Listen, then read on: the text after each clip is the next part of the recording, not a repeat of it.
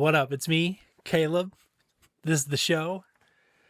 My cat does this thing where he has been upstairs sleeping this whole entire time because it's been quiet down here. And as soon as he heard me start talking, he came trotting down the stairs. So we'll see how long it is until he pops up on the desk over here next to me and begins yelling at me for something. I probably forgot to feed them dinner. Yeah, I can see him rubbing his head on some furniture over there. I see you, Gadget.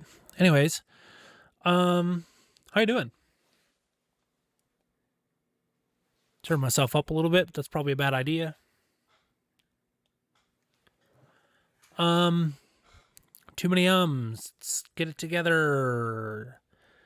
Thank you. If I start one more episode without a drink, like, this is basically empty. And it tastes disgusting. Gosh. I'm going until I need a drink because I've tried to start this episode 6 times. If you watch see, there he is. Look at that. Like 2 minutes in. What'd I say? If you are on the Patreon and see the unedited version, you'll see that I tried to start this episode like 6 times. Anyways, big shout out to KJ for being on the show last week. That was so fun. I don't usually watch my entire episode through, but I watched that one a couple times because I thought it was funny. And I hope it is not completely incomprehensible and that you were able to laugh along with us. That's just like really what I want the whole vibe of the show to be. Just hanging out with my friends. And I am not going to tolerate this cat headbutting me in the arm right now. I love him to death. I have pet him so much today. Sometimes I'm just over it. So if you allow me, again, I'm going to go get myself a drink. I'm going to feed the cats dinner, and we are going to start this episode for real. Okay, I'm back. Cats have been fed. I even gave them treats. I have a beer sty of water. Shouts out Buri Vivant. One thing I wanted to mention about last week's show, I made an oops. And I guess I could just go on from there. But really what happened was so the other podcast area is over there. And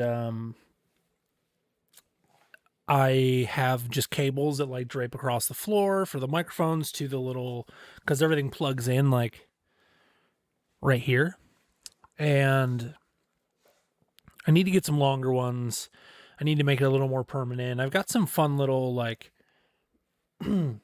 this cool little adapter that'll like, I need to get a special internet, like an Ethernet cable for it, but it's like I put a box over there and the box over here, and I just do the one cable between the two boxes, and it will allow me to plug in up to 4 microphones. So then I just need little cables out of the microphone to the little box on the floor over there, and then I could just run.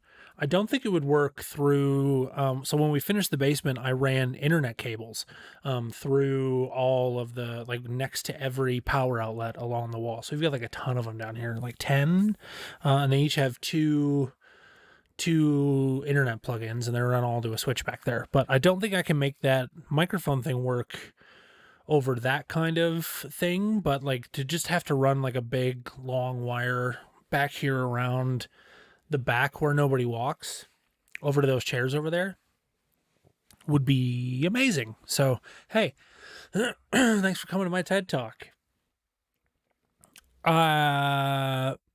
Anyways, last week, KJ came over, we got set up, blah, blah, blah. I had, one of the cables for those microphones is shorter than the other.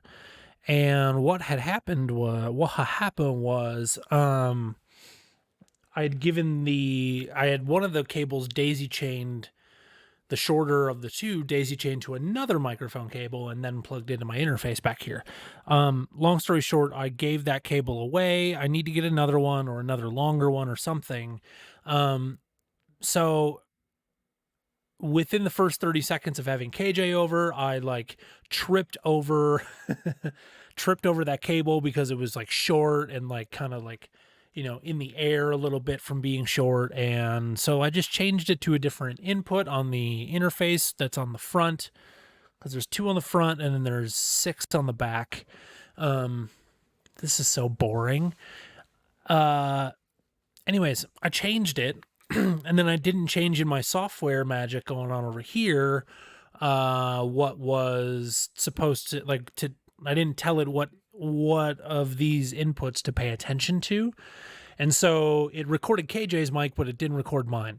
So, and I tried to kind of like balance it between the phone audio, because I used my phone to record everything. So luckily it had captured audio. So that audio from last week that you hear, even though there are microphones in front of our faces, is literally just the audio from my phone, thankfully picking it up. I tried to balance between the phone audio and then KJ's microphone, and it just was like, it sounded too weird. It just wasn't, it would have been so much work to just, and so anyways, I hope you still enjoy it.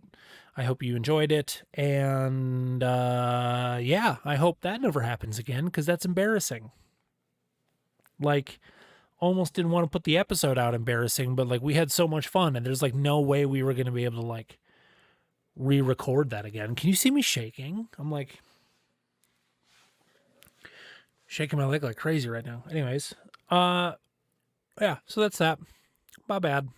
I try not to let that happen. I got a couple shouts out to podcasting friends that they don't know I exist, but you're my podcasting friends. First is to Mike Hurley at Relay FM. He is from the UK and flew to New York City for the launch of the Apple Vision Pro, which is really sweet. And at the launch of the Apple Vision Pro at the Fifth Avenue store in New York City, he met Tim Cook, and Jaws, which is really, really cool. And like, congrats. That's just like top of the nerd list if you're that kind of nerd. Like, and Tim Cook, possibly one of the most powerful people in the world. I mean, he's not a world leader, but like, I'm going to turn that off right now. Give me this iPhone camera. Turn off reactions. So yeah, congrats to Mike on meeting Tim Cook. That's so cool. I was lucky enough to attend a disrespectful burp. I was lucky enough to attend the opening of the new Apple store on Michigan Avenue in Chicago when I worked for the company. A coworker and I, we were the creative pros at two of the creative pros at Apple Woodland here in Michigan. And we both had the day off serendipitously. And so we decided to just drive to Chicago that morning and attend the grand opening of the store.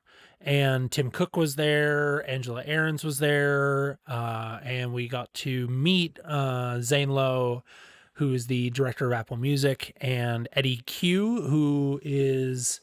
Eddie Q is just a legend at Apple. So yeah, to even be in the same room as Tim Cook and Angela at the time, like you could just feel the magic like emanating off of them. They're just those kind of people. And like, yeah, anyways.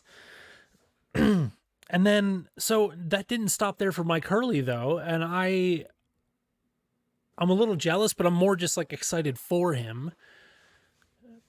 And again, he'll never hear this. I don't know. Maybe I'll clip it and send it to him on Mastodon. Mike, I'm just right. So anyways, he meets Tim Cook. A couple days later, he posts pictures of meeting Max Verstappen and the crew at Red Bull and had been invited to the launch in New York City of the RB20, this year's F1 car.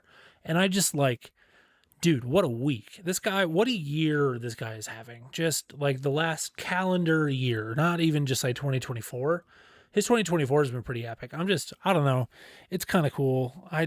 It's cool to see somebody who is, he's roughly my age, but like he like has built his own empire, his own business. He's building another business off on the side with another partner, and he's just like, he's killing it. And he's not a jerk. And he, from what I can see, from what I like see and hear of him, he is who he is on the internet and in real life. He's just, you know, who Mike Hurley is who Mike Hurley is. And he's a hero of mine. It'd be really cool to have him on this show. And like, he's a tech enthusiast. He's not a journalist. He works with a lot of journalists, but he's not a journalist. He's just like, he's an enthusiast. Just like I'm an enthusiast about F1, and like he's really into F1 too. And like, I don't know, whatever.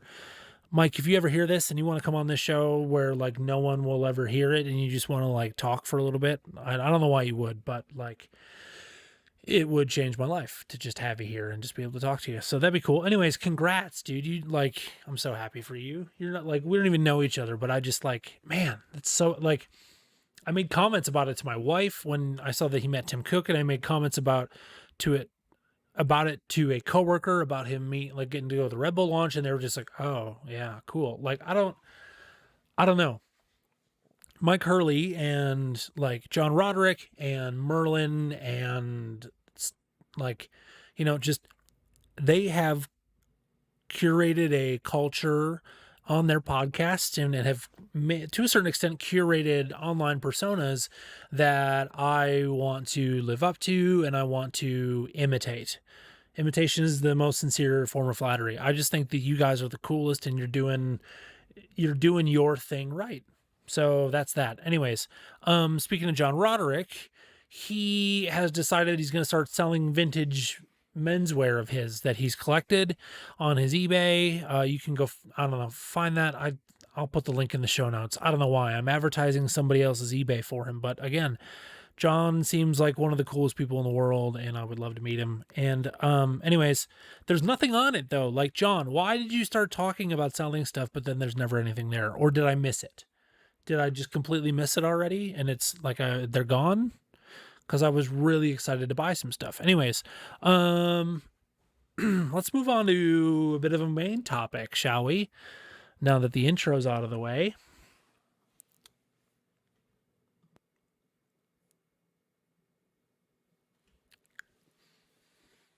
But bow, I think I would like to take a little bit and think out loud about what my company is, if you'd allow me.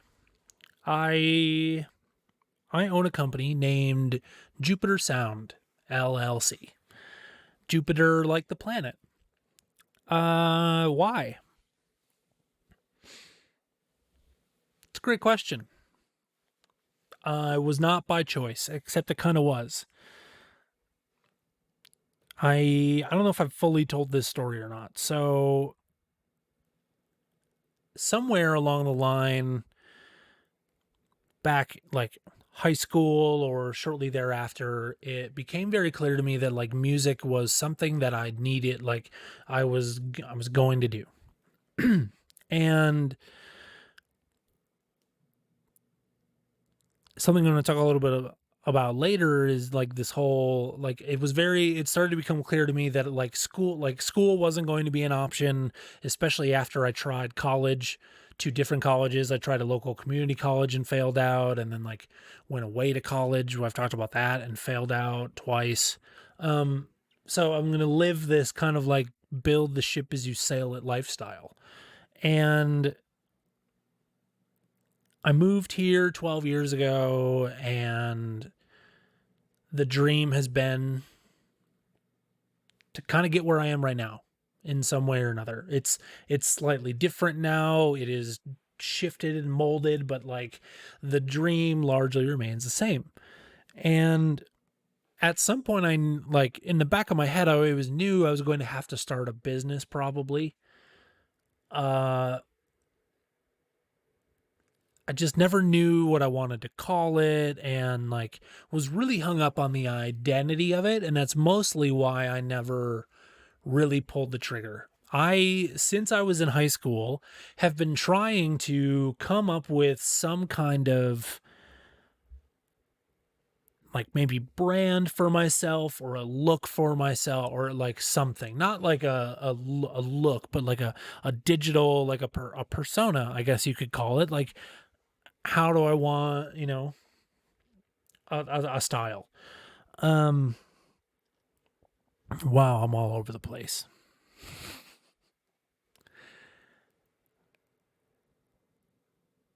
yeah.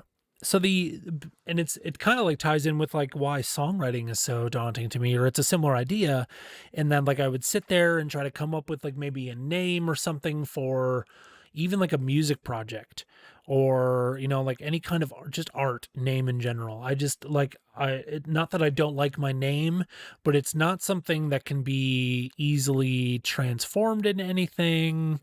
There's not really many cool nicknames for Caleb. You know what I mean? Like, there was nothing that stuck out about it. My middle name is nothing special. My last name isn't weird in a cool way. It's just kind of like, I don't. So there was like nothing there to pull from. There was nothing obvious. And so years have slipped by, and I've been doing this work and blah blah blah, and it came to be. I've told a little bit about this story, like how I took over doing shows at St. Cecilia, and that is when it was kind of like hoisted upon me to, like, I needed to open a bank account that was separate from the family bank account here because it was money that was going to be for shows and blah blah blah, and like. So okay, great. I've got to start a business. I have to like, just for like, even just like liability purposes and whatever. I don't want, anyways. So we moved to this house a couple years ago, and I started to familiarize myself with the neighborhood and started to familiarize myself with like the new quick ways to get to different places in town, because we had previously lived like pretty close to like downtown Grand Rapids. We lived on the west side, and like getting to places really anywhere in general wasn't very hard, especially things that were like normal every day or multiple times a week kind of places, like a gas station or the grocery store. Those places were closer to us than they are now when we lived on the west side. But so yeah, learning the new ways around the neighborhood, blah blah blah, and started taking these roads and driving around, and started taking a road pretty frequently when I would go to the grocery store called Jupiter. And I have long been obsessed with space, and then started, just trying to like thinking through, I needed a name for this company, and it's an audio company, and just like, yeah, I just kind of picked it. I was like, Jupiter's a cool planet. I can play off of that. So that's the name. That's where the name Jupiter Sound comes from, basically. But like, Jupiter's a big planet, and it has a bunch of different moons. And I don't know why I'm telling you that. Yeah, I don't know. I guess I like the idea of theming something, if you can't tell. I gotta stop shaking my leg. I'm sorry. It's the way I'm sitting.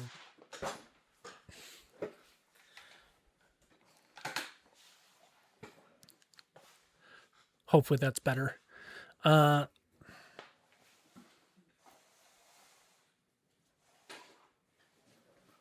That's definitely going to be better. Thank you, Jesus. Oh. Anyways, what was I saying? Yeah, so I named it Jupiter Sound. And yeah, I don't really, I guess I struggle. Was this the King's Speech? I struggle with, so it's like I own a business. Oh, well, what do you do? Oh, well, I provide audio for, but like, how do you, I don't know, dude. I guess I'm an audio engineer, and I lend my talents and gear where it's needed for anything. So like, but that's not very concise. How do you put that on a fucking business card, right? Like, I guess it would be just like Caleb Denman, Jupiter Sound, live audio, studio recording, podcast recording, video, I guess, is what I would put on there. Video, I guess. Here's one thing about me that I just need, like, if we're gonna work together in general, man, I should have said this to Robbie the other day. Shouts out Robbie, dude. Anyways, I can't talk about that. Not yet. Anyways, we're so close. A couple more days. Anyways, by the time you hear this, I can talk about it probably. Robbie is the owner of Dogtown Studios. We've been hanging out. Anyways, we had a phone call, but anyways, if we're gonna work together, you need to know, like, I can be professional, but I will never not mess around. Like, there's going to be some kind of funny in there. There just is. So my business cards, if and when I had them made for Jupiter Sound, will probably say live audio, studio recording, podcast recording and editing, and video, I guess, on it. Like, I'll say that on the internet. I'll commit to that. And don't feel like you need to make me business cards, because I am way too yikes. Don't feel like you need to make me business cards, or like I'm way too picky. I need to design them myself. I already have a design going up here that's been swirling around for 3 weeks. Like, it'll get there. It's just got a little more time in the oven up here. And there's other things in the queue, like this show. So, yeah, Jupiter Sound is, I guess, just at its core, it's just a way to, like,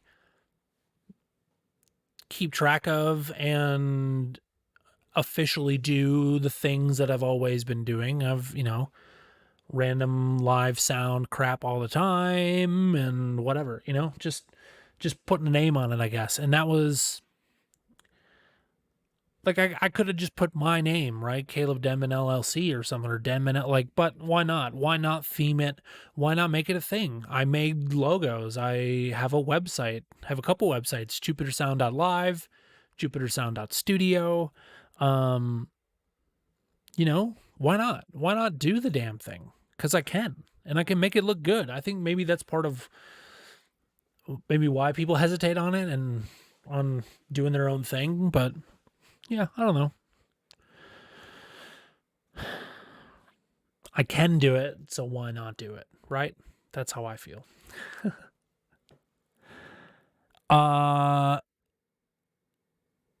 Let's talk about Motorsports. I will title this whole chapter Motorsports.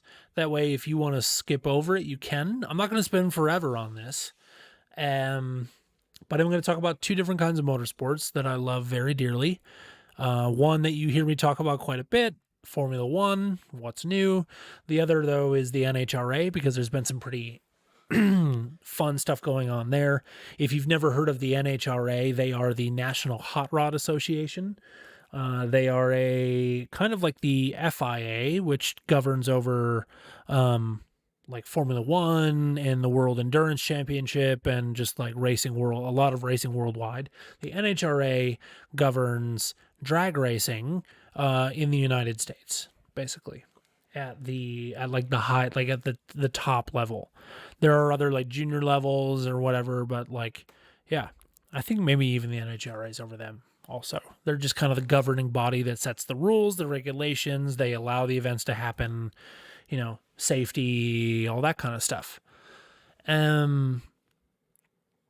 Yeah, so if you don't want to listen to me talk about that, you can skip this chapter. If you use a podcast player that doesn't support chapters, or you're not watching on YouTube, sorry.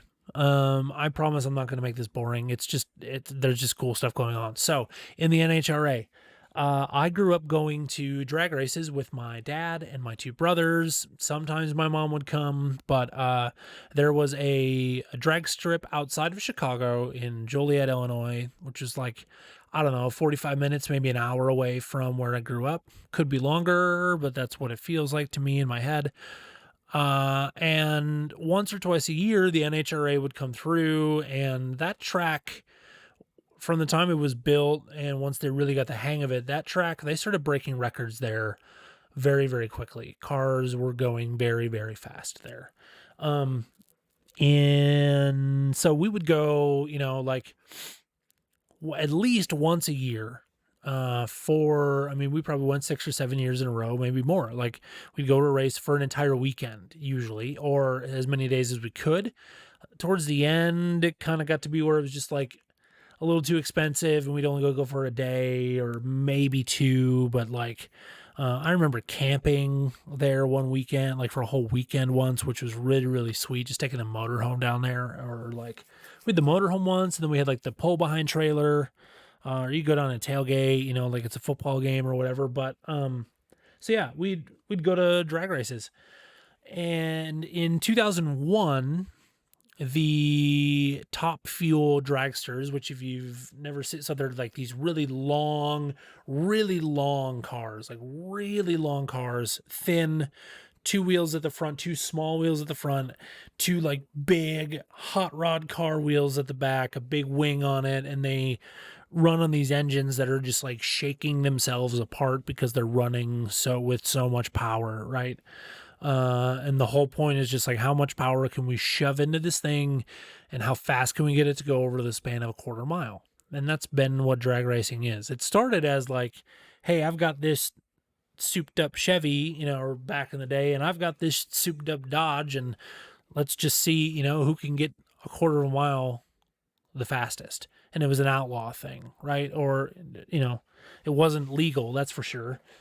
Cops didn't like it. You're street racing. But anyways, so in 2001, the Top Fuel dragsters and the funny cars, which run on the same engine but are a smaller vehicle, I wouldn't call it a traditional car shape, but they are like in the early 2000s, a lot of them were based off the Mustang body style, just like, but very, very largely modified. Mostly just in like paint and name similarity only. So, but look up a funny car if you don't know what they look like. So in 2001, these cars are approaching the speed barrier of 330 miles an hour.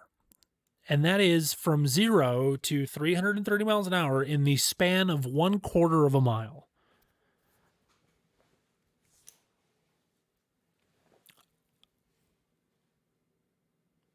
Ludicrous. Absolutely ludicrous. These cars go so fast and they're so powerful, and like I have slight hearing damage in my left ear from not plugging my ears loud enough, like 2 runs in a row. Like plugging my ears hard enough or wearing proper hearing protection while these runs were happening. Like, I don't know, I hated wearing earplugs, and I just kind of got to a point where you just like do this while they run for 4 seconds, right? Like, as they pull up to the line and get staged and wait for the green light, you plug your ears 1, 2, 3, 4, you watch them go by, it's done. No problem. But I have a little bit of damage in this ear from not plugging one hard enough during a couple of runs. It is what it is, but it hasn't like affected my, I don't know, I compensate in real time. Smooth operator. And shortly before we went to the races in probably like June of 2001, in March in Texas, I believe, this guy named Mike Dunn driving a Top Fuel dragster that was sponsored by the New York Yankees baseball team, of all people. And like, I think Matco Tools, like they were the title sponsors, but like how weird, right? A baseball team is the title sponsor of a hot rod team. Anyways, he went 331 miles an hour, 331 point something miles an hour. And not only did he do it once, he did it twice, 2 runs in a row, slightly. And like the runs before that, he had like crept up to it, 328, 329. And this happened at a time. So in motorsports, the records are often broken during qualifying. And qualifying is when these guys figure out what order they're going to start the race in on Sunday. A lot of motorsports, the main event, the main race is on Sunday. In drag racing, you spend Friday and Saturday doing qualifying runs and like practice runs and, just like figuring the track out, figuring the car out, like dialing the car in, figuring out what different setups and things do to, to get a good run. All leading up to Saturday night. And Saturday night is magic time for qualifying in almost all of motorsports because most of the time the conditions are perfect. It was nighttime. The conditions were perfect. Little shout out to Flight of the Conchords. Oh, my bell, dude. Ow, my foot! Ow, I stubbed my foot. Totally hit my foot on a chair over there, dude. That hurts so bad. Shout out to Flight of the Conchords. So yeah, this dude goes 331 miles an hour, and then they come, they come to Chicago, and there's probably at my parents' house somewhere floating around still like a couple signed pieces of memorabilia from when this happened. And so in the years following this, 330 miles an hour started becoming not just a thing that guys were chasing, but kind of like the norm, like 330, 333, and it kind of started to top out around there. And then guys started dying, like, because they were going so fast, and then trying to stop these cars, or like going so fast and then something, they were, because they're pushing these cars to the breaking point every run, to the point that like in drag racing, those cars, so there's usually like 4 classes of cars that run. There are bikes, there's pro stock cars, they call them. So it's like they start with a stock engine and just like soup them up like as much as they can with like, they're like, they're not stock cars, but they're not like a super crazy custom built engine either, if that makes sense. And then there's pro stock bikes, pro stock cars, funny car, and top fuel dragster. So the way it works, and then there's like, I don't know what, like 8 or 10 teams per class usually at every race. So, a test day or a qualifying day can take hours and hours and hours. You're there from, they'll start at 10 a.m. and you're there till 11 p.m. basically. It's a long day. So much fun though. I want to go. Anyways, Saturday night qualifying, these dudes start dying because they're going so fast in these cars. And so then in 2008, the NHRA says, okay, we're not going a quarter mile anymore. Oh, I forgot to tell you this. So there are four classes of cars. And so they do the top fuel, so like funny car and top fuel, they do their all 10 teams run, blah, blah, blah. And they all take their cars back to the pit and they tear the engines down to nothing. And they rebuild them from scratch and replace whatever parts need to be replaced because they were torn apart the last run, or just disintegrate, or are like the metal will literally only hold on for one run. So I mean, that's the kind of power we're dealing with. So these dudes are running these cars to the ragged edge, and they're exploding at the finish line or just like losing control at the end, and guys start dying. So in 2008 the NHRA says, okay, no more quarter mile runs. We're knocking it back to an eighth of a mile, 660 feet or something like that. And then in 2012, the FIA said, okay, worldwide drag racing, no more quarter mile. It's an eighth of a mile for top fuel engines only. Pro stock and pro stock bikes still do the quarter mile because they can't get over, they're at like F1 car speeds, the 200 mile an hour, 220 mile an hour kind of stuff. Which is still bonkers, dude, because you think about how fast 85 miles an hour feels, or 80 miles an hour feels, and do 200 plus or 300 plus. Anyways, so yeah, in 2012, people start dying. So from 2008, getting up to 300 miles an hour in 660 feet, an eighth of a mile, has been basically impossible. Literally 300 miles an hour these guys they've been getting there, 270s, 280s, over 660 feet, which is ludicrous. I'm like, anyways, since 2008, no one has gone 300 miles an hour in a top fuel funny car or dragster. No one has gone 300 miles an hour until September of 2023, which was 5 months ago as I record this. In fact, 5 months and a day ago. Because it was September 23rd, 2023. As I record this, it's February 22nd, 2024. So NHRA just started again. Their season just started. They're in Florida right now. And this last weekend with Theo Vaughn, this guy, Bob Tasca III. So I just said that it took them from 2008 to 2023. And I'm bad at math. So 23 minus 8, 15 years. Could have done that on my hands. Anyways, 15 years it took them to figure out how to go 300 miles an hour again. In the last 5 months, Bob Tasca's team has figured out how to go 341.68 miles an hour.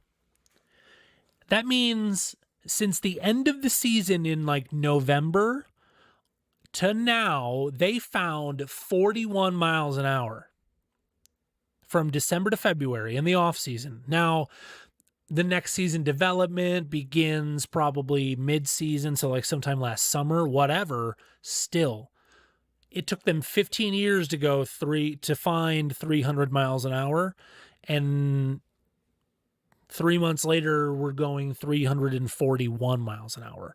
That I don't remember where I was when I saw that, but I'm beside myself right now. I do not understand being able to go that fast. So 700 feet is like 233 yards. So they go the length basically of 2 football fields at 341 miles an hour.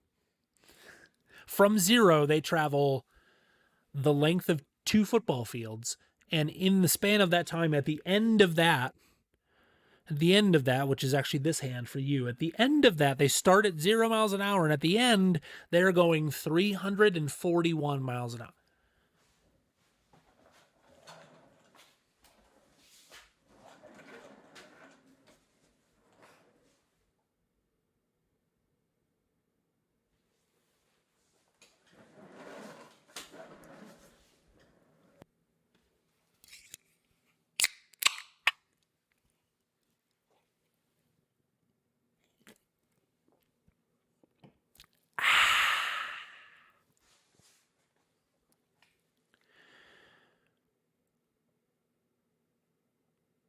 So, Formula One, we're back, baby. That's why I got the Red Bull hat on. That's why I got the Honda hoodie on. We're back, baby. Formula One, we're in Bahrain. They are in Bahrain. I don't know why I keep saying we. I've done it. I've never been that person with football or any other kind of sports, but Formula One, I just feel like I'm a part of it. Anyways, they are in Bahrain for testing. The FIA has rules on Formula One that they are not allowed to run actual cars like whenever they want. There are certain times. They're allowed a couple, not even couple. They're allowed like 1 day of a couple hours of running the car for the very first time, like within the last 2 weeks, and just like 1 day for like maybe an hour. So basically like prove that the thing will run. And then they go to Bahrain, and they do this every year, the weekend before the season officially starts, and they allow them to so there are 10 teams in each car. Each team has 2 cars and 2 drivers. Well, 2 main drivers. They have multiple drivers. Reserve drivers, blah, blah, blah. For preseason testing, they are allowed to bring 1 car and drive it on the track, and 1 driver at a time. Obviously 1 car, 1 driver. and they do it for 3 days, and they have 8 hours per day, broken up into 2 4-hour sessions, a morning session and an afternoon session with a nice lunch in between. So it's not broadcast on like ESPN or, Sky TV or whatever, but if you are a subscriber to the Formula One app like I am, hi, F1 TV, shouts out, because it's like $10 a month for the season, and then you like just cancel it in the off season if you want, or you don't, like me, and you watch past seasons. Like during the winter break, I watched 2021. I'm still not done with it yet, but like one of the best Formula One seasons in the history of Formula One, 2021. So I need to finish that. I've just been watching the races. Anyways, preseason testing for 2024. There are like just so many cool things going on. I've got the return of a couple of an old team name. Alfa Romeo have changed themselves from Alfa Romeo back to their original like engine manufacturer, Sauber. And I think that's cool because I like the name Sauber better than I like Alfa Romeo. And Sauber just has like a really rich heritage with Formula One. So it's good to see them bring that name back. Even if their other title sponsors are weird, but that's sporting. Got to get money from somewhere. But the biggest talking point is that like every single car in the grid, 9 of the 10 teams, their cars basically look like some iteration or some version of last year's Red Bull, the RB19. And the reason for that is because the RB19, like that Red Bull, were just unstoppable last season. Max won the championship, ran away with it. They ran away with the Constructors' Championship. And if Checo could fucking drive, he probably would have done better in general as well. But, like, that's a whole other basket of eggs. Sorry, Evie's rolling around. Side note, Nanit, the company that makes the camera that we have for her, finally made the app for the iPhone and the iPad available on the Mac. So I don't have to like log into their stupid web interface anymore and see this tiny little shitty version of Evie's camera from my computer. I have the iPad app right here on my Mac. So shouts out to them. It's about time. That's only been a feature for like 3 years. So Formula One preseason testing, they do 3 days, 8 hours, 2 4-hour sessions. It's completely covered by the F1 TV team. My TV crush, Laura Winter, is back. She's my favorite commentator. And it's just great. It's good to have my sport back. It's good to like be able to sit down and work on editing and turn on the TV over there and just have it like going in the background. I absolutely love it. Oh. Man, racing is so cool. There's just so much engineering going on. Anyway, so what I wanted to really talk about was I had this moment of panic that I didn't resume the recording. Anyways, every car is basically like they've either taken pieces or just like their whole car is very obviously the Red Bull design.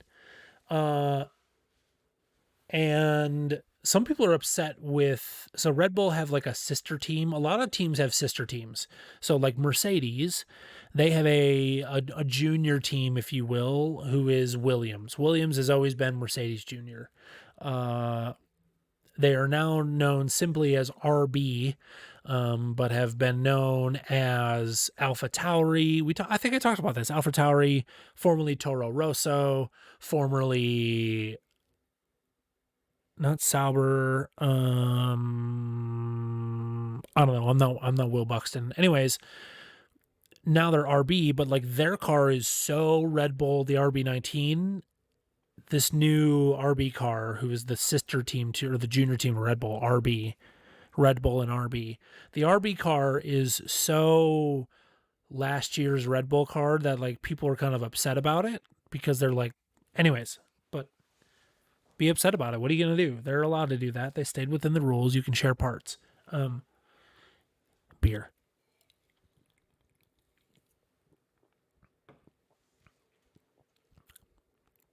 The big thing that everybody, like, so those 9 teams that are not Red Bull, we'll see next weekend how this is actually going to go, but like, it really looks up in the air right now in terms of like who could be the front runner. Like Ferrari looks like they've got a good car. Mercedes looks like they've got a good car. Williams looks like they have a good car. Sauber looks like they have a good car again. McLaren has a good car, obviously. They were scary at the end of last season. Aston Martin looks like they're not doing what they did last season, which was scaring everybody with how good they are, but we'll see. But like, so in the 3rd year of this formula, of this version of Formula One, like it is those 9 teams. It looks like it could be a year where like they all like mix it up for who's going to win the championship. It isn't going to just blatantly be Ferrari or blatantly be Mercedes. I don't think. I'm kind of hoping it's all jumbled up. But I do think Red Bull's going to run away with it again. Not like because I'm a Red Bull super fan or like, you know, like I can't do anything wrong. I want to talk about fandom here in a second. But like Red Bull just have the design. They're the team right now, and it's not going to be that way forever. It wasn't like it was Mercedes before this. I've talked about that before. Like Lewis Hamilton has 6 world championships, and he won them all in Mercedes, and he won them in a row. So like, this is the way it works in Formula One. There's like eras or, you know, whatever you want to call it. Like teams just figure it out usually. And because a team figures it out, they attract the best talent for driving. So then you get a driver who, you know, just wins championships over and over and over. So there's 2 for Max, 3 for Max. What am I wearing? Yeah, that's number 2. I don't think it says it on here. Anyways. No, 21, 22, 23, 3 in a row. The 3-peat for Max. You know, it's just Red Bull's turn finally. And Lewis thinks now that like Ferrari might be the ones who've got it in the next version of Formula. Like the new Formula that we've switched to in 2026 with the all electric cars. Like it could literally be like we don't hear from Red Bull again for a while, and it ends up being, you know, Lewis Hamilton seems to think it's Ferrari. So we'll see in 2026. Anyways, the thing that has got everybody like talking and just like, oh God, Red Bull again. And when I realized what was happening, that just made me go, oh, hell yeah, is so the dude that designs or is like in charge of the dude who is the Johnny Ive of Red Bull is named Adrian Newey. And the RB20, this year's Red Bull, its design might as well be the Mercedes design from last year that they abandoned and couldn't get right. The cars have... I have my little Mercedes. This is the 2022 car. I've got George's stickers on it right now. Anyways... The cars have little pods on the side here. And on the real car, like that's where the air comes in here, cools the engine. You get a little air intake up here as well, but a lot of the aerodynamics and a lot of this, like where they're carving out speed are in these side pods here because they're really able to shape the air. They shape it around the engine, out the back of the car, but they can also then shape it underneath the car. And that's huge in this era of car. These cars they call it ground effects. Essentially, they get all of their speed and all of their traction from the air being forced under the car and basically like sucking it to the ground, if that makes sense. Which is why that whole like manhole cover thing in Vegas last year was so crazy, but also not kind of crazy because like, yeah, it damaged his car, but like, anyways, so these cars, the side pods that's part of the aerodynamics that assist in creating enough airflow underneath the car to suck them down to the ground, which is what they want. Mercedes were messing with what has been called or nicknamed or whatever, coined the zero pod design, where those pods on the side of the car are either like they're just so small or they like just almost don't exist. There is still kind of a bulbous shape there. And in fact, this model of the Mercedes is kind of the beginning of their zero pod design idea. But it really it really took shape at the beginning of last season, 2023, and they abandoned it after like 2-3 races. Gosh, again.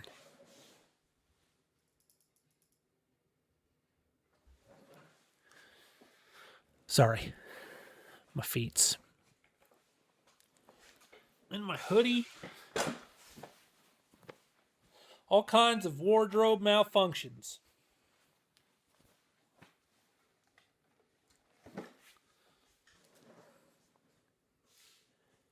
So Mercedes was working on this like zero pod design. They could never get it right. They could never get the airflow right. They just abandoned it. And so the RB20 launches, and everybody's looking at it, and they're like, because the Red Bull photos were very, very dark intentionally. The car is a dark paint job. They didn't want you to see certain areas of the car intentionally. So everybody's looking at it like, are the side pods really thin, or is it the paint job, or is it like, because the bottom half of the car is basically just all exposed carbon fiber, so it's just black. And the top half of the car is where the like Red Bull blue is and all the sponsor stickers and everything. But so then they do the reveal in New York City that Mike was at, and no, it's the Mercedes zero pod design with like tweaks to it. So Adrian Newey, the Johnny Ive of Red Bull design, has taken Mercedes design. This is why I'm geeked about it and why I just went like, yes, let's go. Is because Adrian Newey looked at Mercedes design and went, no, like you were close. And he took it and he put it on the RB19 and like changed a couple things. There's this wild like vertical and horizontal tiny little slit, just like hats off to you, sir. Well, I mean, numbers don't really, like, the time doesn't mean anything in preseason testing. It's more about like how many laps can you go consistently. It's about reliability in a brand new vehicle, really, which is what it is. Because it's the first time these cars have ever been like actually been like driven in long form, and so they're going through different fuel loads and blah blah blah. This is so boring, man. All I have to say is just like, I'm so geeked about this new Red Bull design because it's just it's I don't know, it's just so cool to watch somebody or watch a team look at a design that so obviously failed and take it and potentially win a world championship with it. So if that's what ends up being the story of 2024, I'm here for it. Like, it's not just Red Bull. Like, if the story is, it's not just Red Bull running away with it, it's Red Bull taking other people's designs, making them better and running away with it. You can't be mad at that. You can't just, oh yeah, it's just them winning again, blah, blah, blah. Like, so much effort there. There's so much effort there. Man. I want to go to a race. I want to go to a race so bad. Somebody get me into Miami. Somebody get me into Vegas. I don't even care. It doesn't need to be Vegas. It doesn't need to be Miami. Like, take me to Canada. Take me to Texas. I want to go to a race or to like an F1 event so bad. Let me go for a Friday. I don't even just take me for a practice day. I want to go. Anyways. Let's wrap up. Last topic. To wrap it up today, I just got a couple things. One, I have another show. I think I've talked about it here. It's called The One About Godzilla Movies. My friend Brian and I are watching through Godzilla movies, and it's video, but there's obviously multiple video takes, or not takes, but like video angles. Like there's him and there's me, so there's two. And I am editing it like what I envision is the two of us side by side for a bulk of it. But then like when we get into a monologue section of like, on this last episode, I talked about the different eras of Godzilla films and how they're named after emperors, and like, so it's just me talking for a while. And so instead of it just being a side by side, I'd cut to a full camera, just like I am here, right here. Don't be a, and I figured out how to do multicam editing, but I can figure out how to do. So what I resorted to doing, and I think I'm doing it wrong, and what I would love help with or feedback on or something, if you know how to use DaVinci Resolve, what I'd love help figuring out how to do is take those two video feeds. What I ended up doing was making the side-by-side view and exporting that as a video. And then taking that and making a multicam clip out of that video and the two individual videos, and I'm going to edit from there. But I would love to be able to just start with the two, make that kind of like compound clip or whatever you want to call it, and just from there in DaVinci, save that timeline as something like, how do I just reference that timeline in my multicam? It's a nested timeline thing, right? But I don't know. I feel like I don't know what to Google. So can you help me? If you can help me, reach out. If you think you know somebody that could help me, send them this section of the podcast. I'll even make a little chapter out of it for you. Like, please, Caleb, remember to do that. Please, yeah, if you know anything about video editing, just reach out. I'd like to end today with just a gentle reminder that I heard from, it was probably TikTok, let's be honest. Someone on TikTok, but it just sat right here with me and it felt good. And I want to share it with you. And if it doesn't feel good, maybe investigate that and find ways to make it good. But when you're worried that you're not where you're supposed to be, try to gently remind yourself that the only criteria for living is being alive and having a good time. Everything else is made up, institutionalized crap that they want us to compete in, so that we're too busy to like notice what's really going on and to really be alive. So every time you're worried about not being where you're supposed to be, as long as you're completing those two things, you're doing a great job at having a life. You're doing a great job at having a life. As long as you are alive and you're trying to have a good time, you're doing enough to be alive. Let me say that one more time. Let that sit with you. Just as long as you are alive and you're trying to have a good time or trying to be a good person, as long as you're alive and just trying to be good and have good, let's make it real simple. As long as you're alive and are trying to have and be goodness, you are doing enough to be alive. You're doing enough to be worth being here. And I mean that. And I'm 35, and I didn't believe that when I was 34. So if I can do it, you can do it. I'm Caleb. This is the show. Love you. Bye.